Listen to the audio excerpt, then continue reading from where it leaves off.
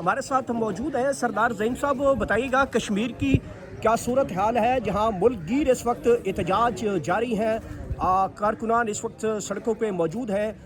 चूँकि कश्मीर के हवाले से कहा जाता है कि जब वो निकलते हैं तो फिर बंद का मतलब बंद होता है। तो पाकिस्तान तहरीक इंसाफ कब तक कश्मीर की सड़कों पे निकलेगी, कब तक वो कश्मीर के अंदर पाकिस्तान तहरीक इंसाफ निकल रही है? बिस्मिल्लाहिर्रहमानिर्रहीम का नाम दुवैया का नस्ताइन। देखें, जिस तरीके से अभी इस वक्त पूरे मुल्क में एक तशवीश की लहर दौड़ी हुई है, लोगों के अंदर मौजूद है, इसी तरीके से कश्मीर के लोगों में भी बड़ी बेचैनी है, क्योंकि खान साहब का 1000 ये लोग तकरीबन ज़ाया कर चुके हैं और डॉक्टरों की रिपोर्ट के मुताबिक 85% उनकी बीमारी जा चुकी है।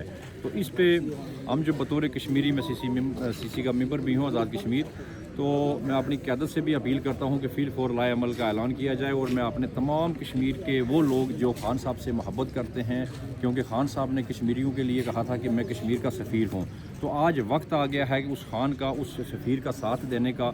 और तमाम मेरे जो कश्मीरी भाई हैं, जो वर्कर्स हैं, जो आम लोग हैं, वो उठें, खड़े हों और इंशाअल्लाह 17 तारीख के लिए आप तैयार हों। 16 तारीख तक सुप्रीम कोर्ट ने टाइम दिया हुआ है।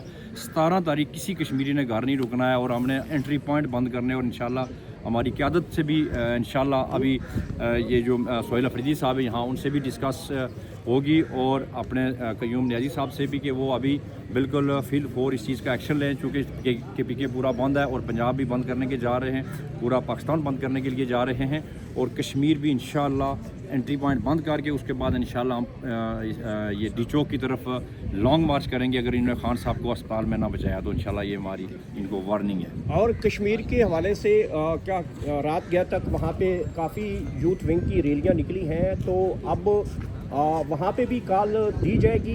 कब तक वो कॉल दी जाएगी सीनियर लीडरशिप की जानिब से? आपने तो कह दिया कि लोग तैयार हो जाएं।